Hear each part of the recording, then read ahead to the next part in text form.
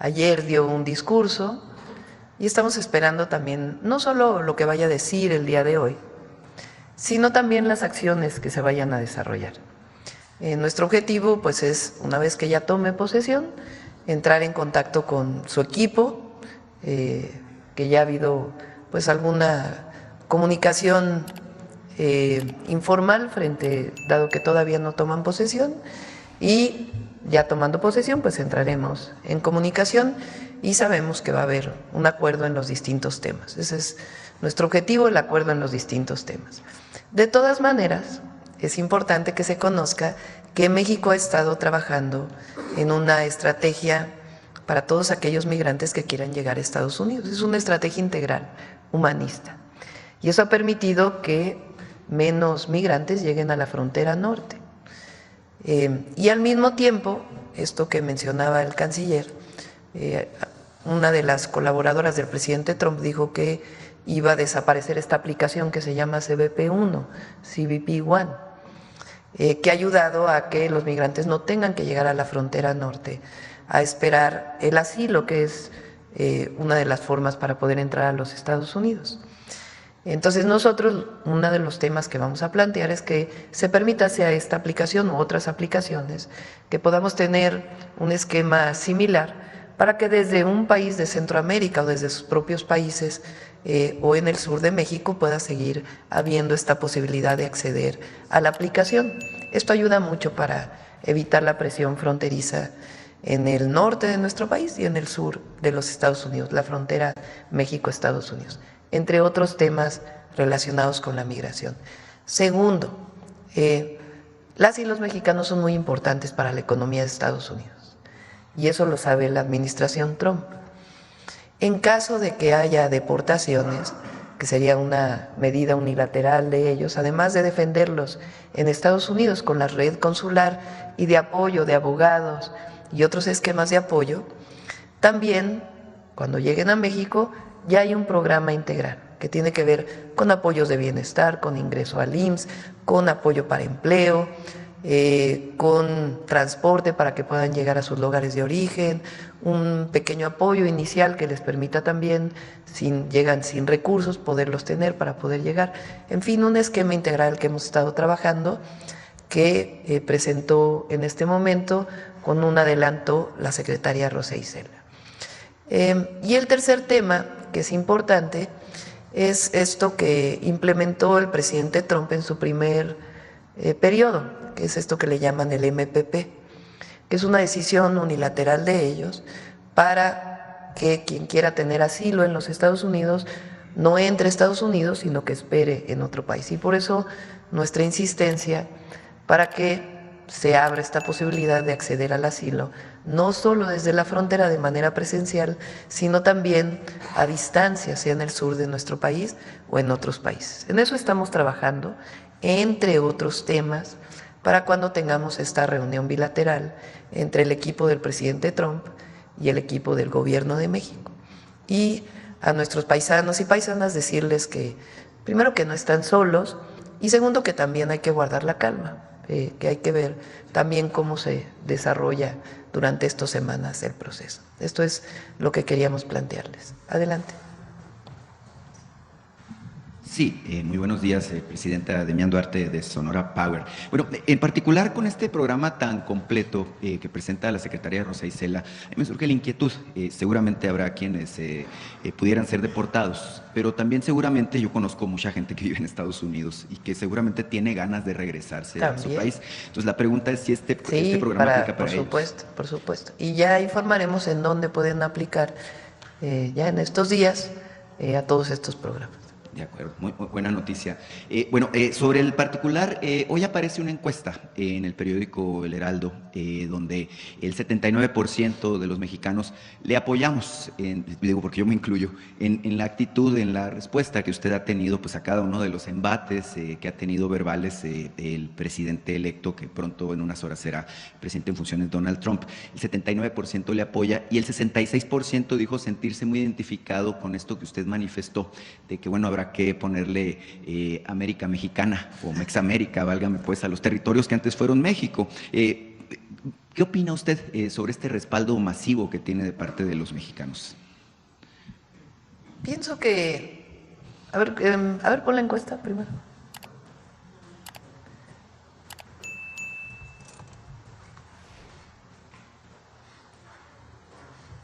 Nosotros no tenemos por qué, lo dice nuestra Constitución en política exterior, que todas las naciones son iguales. Pero en particular México no tiene por qué, lo dije en el Zócalo, agachar la cabeza, sentirnos menos. Si somos un país grandioso, una potencia cultural, y las y los mexicanos somos un pueblo trabajador, honesto, que somos fraternos, solidarios, que tenemos mucho que presumir ante el mundo entero. Entonces la relación con Estados Unidos tiene que ser entre iguales.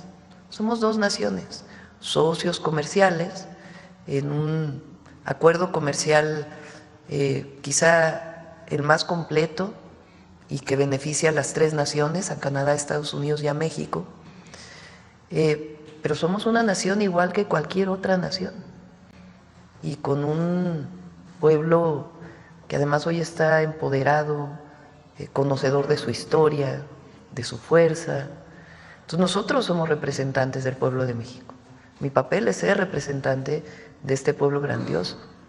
Entonces nuestra relación con Estados Unidos será de iguales y siempre de defensa de las y los mexicanos que viven en Estados Unidos. Y pues ya se encontrará el momento, que esperamos que sea pronto, de diálogo, colaboración en la que nuestros equipos se encuentren para llegar a acuerdos en distintos temas, en temas migratorios, en temas de reconocimiento del trabajo de los mexicanos y mexicanas en Estados Unidos, en temas de narcotráfico, en temas de armas que cruzan de Estados Unidos a México y también temas culturales y por supuesto los temas comerciales. Entonces, siempre como iguales. Claro que sí.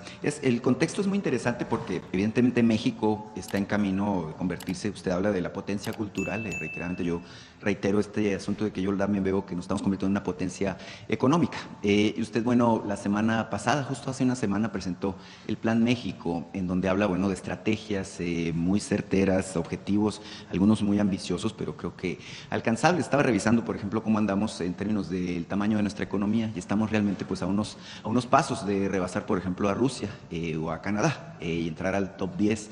En este contexto, debo decirle que me gustó mucho, ¿no?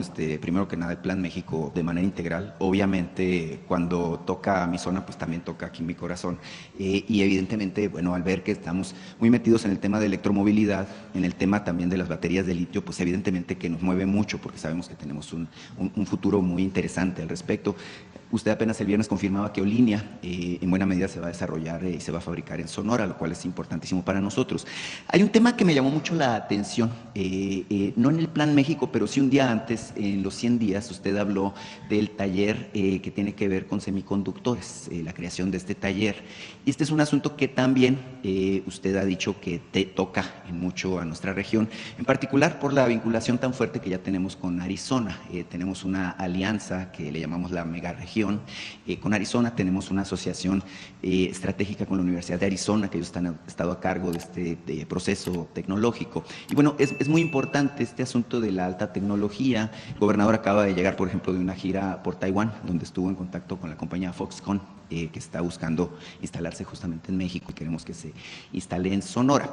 El punto, Presidenta, es que yo le quiero preguntar sobre el particular, ¿qué tipo de esfuerzos está haciendo su gobierno para lograr amarrar, vincular este proceso que tiene que ver con semiconductores? Sabemos que la industria de alta tecnología es compleja, que se requiere infraestructura especializada, se habla de que, tengo un diagnóstico por ahí que habla de que se necesitan no centenas, sino decenas de miles de especialistas, sobre todo con nivel de ingeniería, para poder aprovechar esta ventana.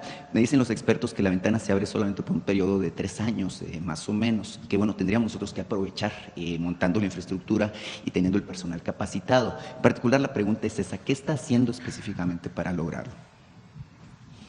Son varios temas. Uno, evidentemente, este esfuerzo que está haciendo el gobernador para que empresas fabricantes de semiconductores hay distintos tamaños de semiconductores y distintos diseños. Y Taiwán es uno de los lugares en donde mayor desarrollo y producción de semiconductores hay. China también. Y ahora hay un esfuerzo muy grande para que también se fabrique en Norteamérica. Estados Unidos pues también tiene plantas, pero el mayor desarrollo estuvo en los últimos años en Asia.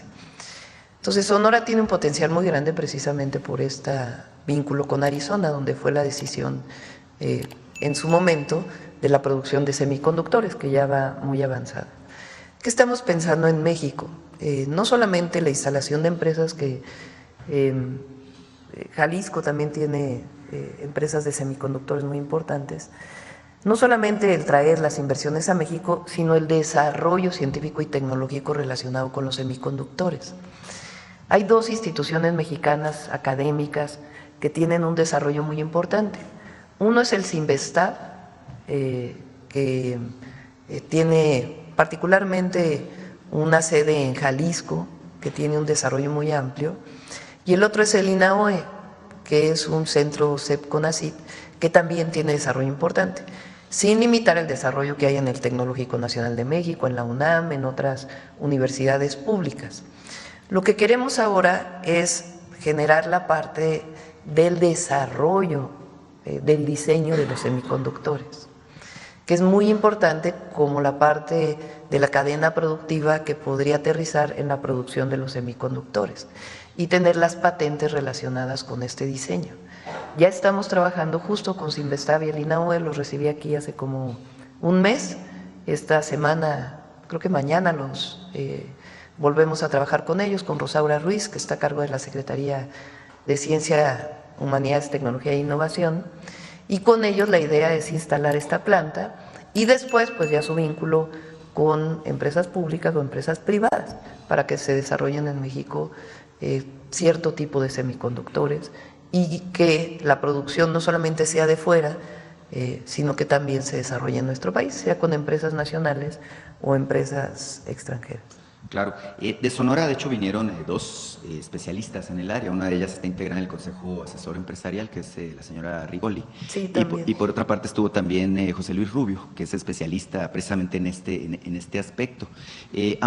Con ambos he estado tomando alguna consulta y me han estado informando sobre el tema. Es un tema muy, muy, muy interesante que tiene evidentemente mucho futuro.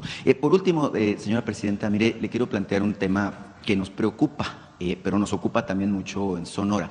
Usted conoce el proyecto Saguaro Energy que desarrolla la compañía México Pacific Limited, que se va a instalar. Es la mayor inversión privada, sea nacional o extranjera, que hay en estos momentos en el portafolio de inversiones al que usted aludió justamente cuando presentó el Plan México. Hablamos de una inversión de 15 mil millones de dólares, es un mundo, estamos hablando de 300 mil millones de pesos, que plantea un polo de desarrollo por sí mismo, justamente en la región del desierto de Sonora, es en Puerto Libertad.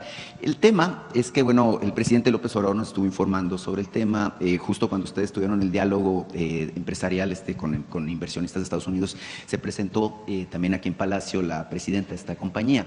El asunto que nos preocupa es que parece que en el PRI o en el PAN, o en la posición mediática, andan buscando casos de éxito e inversiones muy exitosas, como es el caso, justamente para meter, pues válgame, pues desinformación, grilla, y ahora andan con que este proyecto pues no estaría de acuerdo con las normas que establece pues digamos toda la reglamentación ambiental.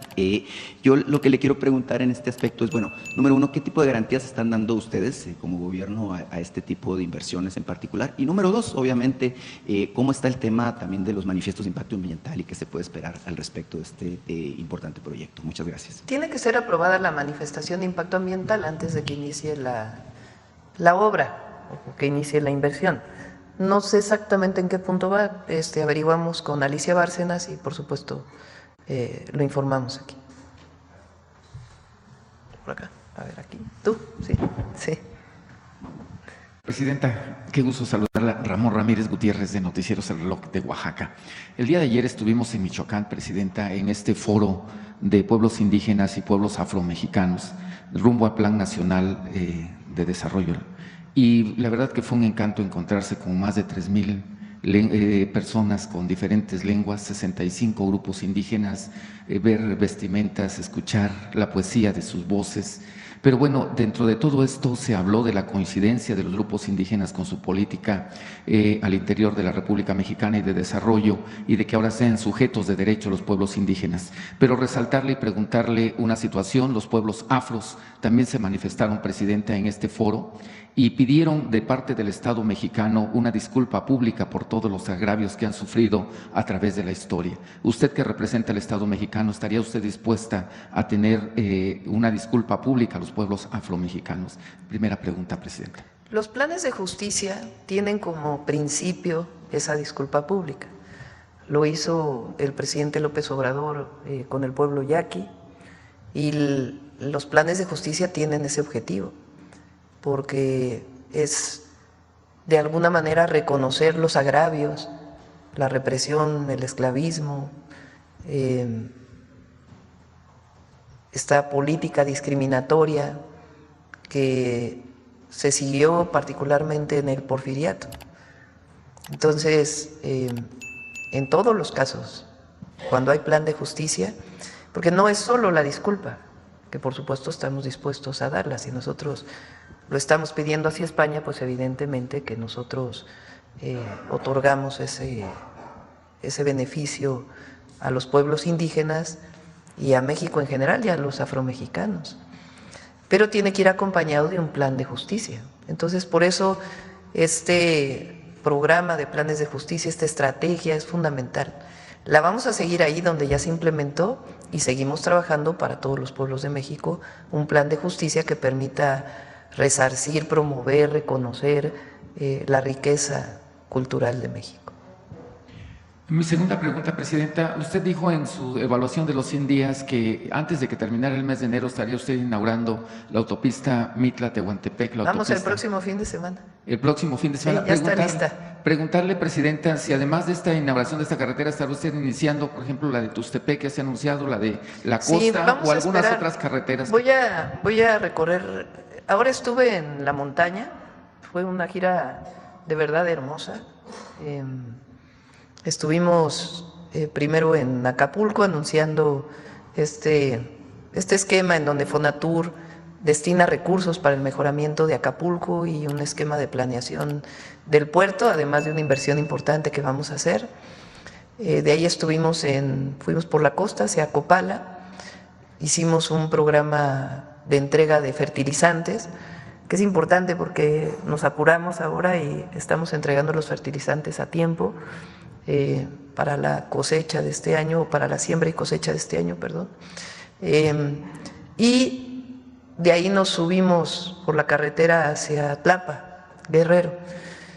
Son alrededor de 3 horas de camino, e hicimos como casi 8 horas de camino, 7 horas de camino, porque nos pararon como 30 veces en cada lugar, en algunos casos solicitando caminos, peticiones, pero en muchos casos como agradecimiento, como fiesta, como recibimiento, algo que tiene el pueblo de México, que es algo hermosísimo. Y ahí vamos a hacer algunos caminos, vamos a continuar con los caminos artesanales y otros caminos que está pidiendo desde hace tiempo. En Tlapa pues visitamos el centro del Teletón, que ha ayudado muchísimo, y de ahí pues nos fuimos hacia la Mixteca Poblana. Llegamos a Izúcar de Matamoros y luego regresamos a tener un evento para la entrega de tarjetas de la pensión Mujeres Bienestar. La Mixteca sigue teniendo muchísimas necesidades, es la Mixteca poblana, guerrerense y oaxaqueña. Entonces mi objetivo este fin de semana que viene es ir a inaugurar la carretera, pero bajar hacia Pinotepa, desde Guajuapan de León, para visitar justo esos caminos que son de los caminos más afectados pues porque no se les ha dado mantenimiento. Muchos de ellos son estatales, no federales. Pero antes de iniciar una nueva carretera queremos pues arreglar esos caminos, que es una necesidad muy grande para todos los pueblos de la Mixteca. Entonces vamos ahí para entregar los programas de bienestar, particularmente el de mujeres, a seguir entregando fertilizante y además pues a hablar con la gente para el tema de los caminos y también el plan de justicia de los pueblos de la Mixteca oaxaqueña. Gracias, Presidenta. Ojalá su gira contemple Tlaxiaco, el corazón de la Mixteca oaxaqueña. Pues Tlaxiaco, hay dos vías, ¿no? Por Tlaxiaco o… Guajuapan. Sí. Bueno, de Guajuapan hay dos caminos para ir a Pinotepa. Entonces estamos decidiendo por cuál. Presidenta, ya por último, preguntarle, dentro del Plan Nacional Hídrico que usted ha presentado, hay una situación, las plantas tratadoras de aguas residuales para recuperar los ríos. Sabemos que el Lerma, el Atoyac lo tiene usted en prioridad, pero hay arroyos pequeños, ríos pequeños en muchos municipios que están contaminados. ¿Contempla usted en este Plan Hídrico 2025 plantas tratadoras para municipios? Los municipios no les alcanza el presupuesto, particularmente en Oaxaca, pero creo que es a nivel nacional, para tener plantas tratadoras, algún esquema, programa para recuperar estas aguas contaminadas que principalmente contaminan ríos. Vamos a iniciar por estos 3 ríos y sus afluentes. Son los 3 ríos más contaminados del país. Y por otro lado, el programa integral que lleva la Comisión Nacional del Agua tiene los planes maestros municipales, con el objetivo de que haya recursos del municipio, del estado y de la federación para poder atender un plan, no solamente una acción, sino un plan para la mejora del acceso a agua potable y el saneamiento.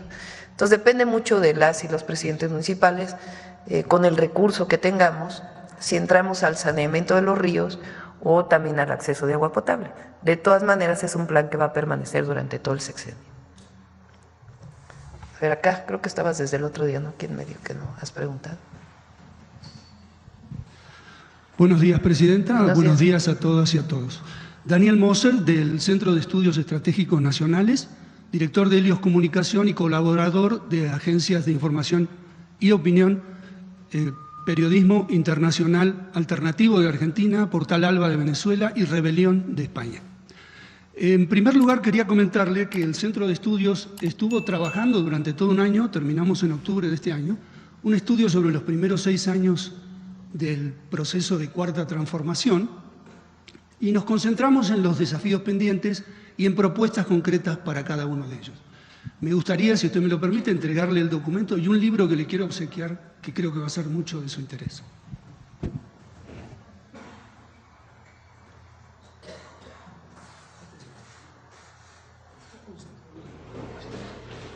Y este es el libro. Habla de la mujer, que cuando vienes escuchamos aquí. Para que todos te escuchen. Okay.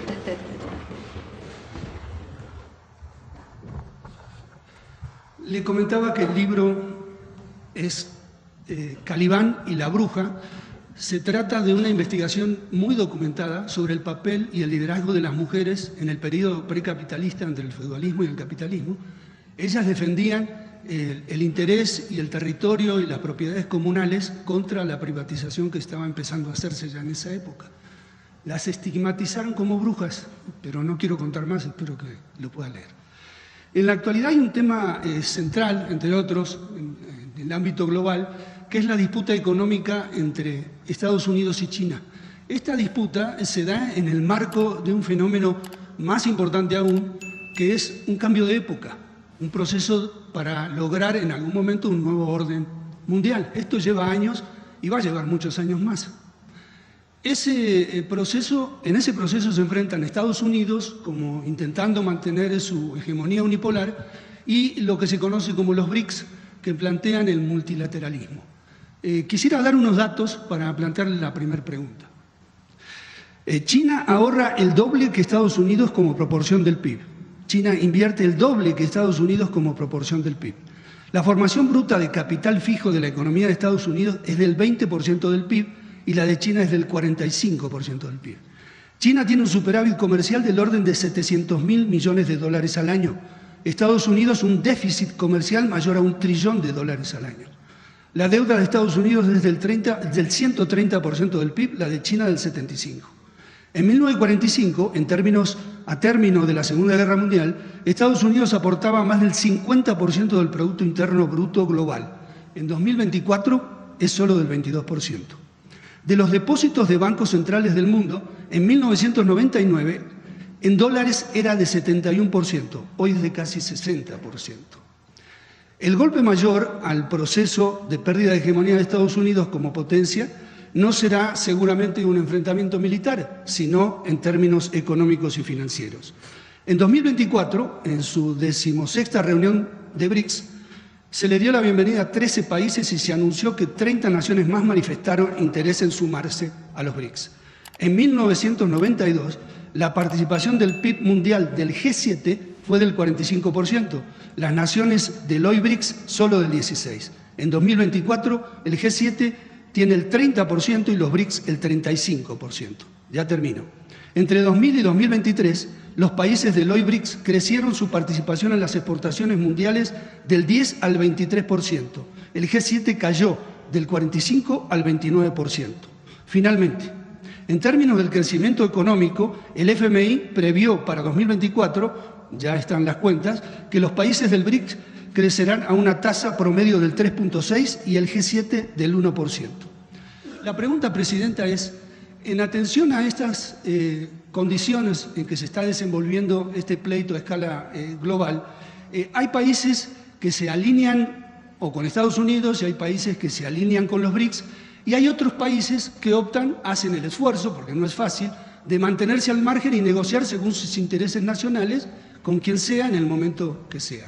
La pregunta concreta, Presidenta, es si su gobierno está analizando o analizará crear un grupo multidisciplinario que investigue a fondo las condiciones de este fenómeno que se está dando para saber si México se alinea en un lado o en otro o se mantiene independiente. Gracias. Yo creo que alinear no es precisamente la mejor palabra, ¿no? Porque todos los países, estados somos soberanos, todas las naciones. El asunto aquí es que nosotros desde hace ya muchos años y en particular desde hace, ¿cuándo se firmó el TEMEC? En 2000. En el 2020, con el nuevo tratado México-Estados Unidos.